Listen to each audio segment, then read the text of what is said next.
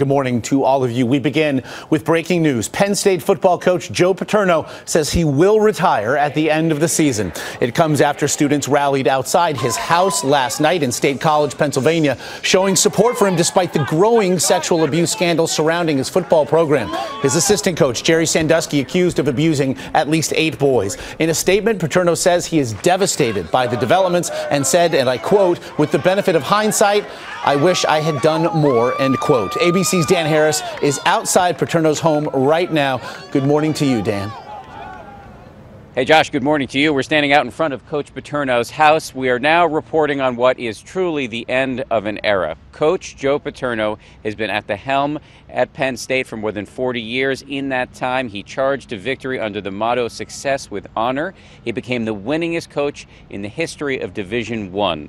He is truly, many people believe, a legend, but he is now stepping down under a cloud.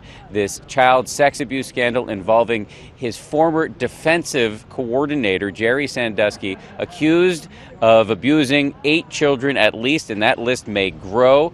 It involved Paterno because Paterno knew about one of the victims, and while he handed that information over to college authorities, university officials, those university officials never went to the police with that, and neither did Joe Paterno.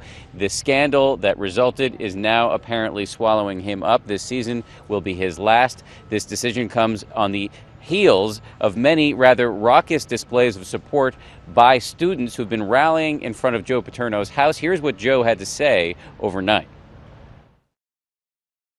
There's been some criticism of the way we've handled some of the poor victims.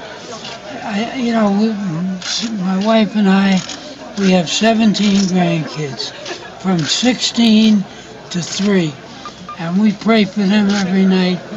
We're going to start praying for those kids that got involved with some of the problems that we talked about.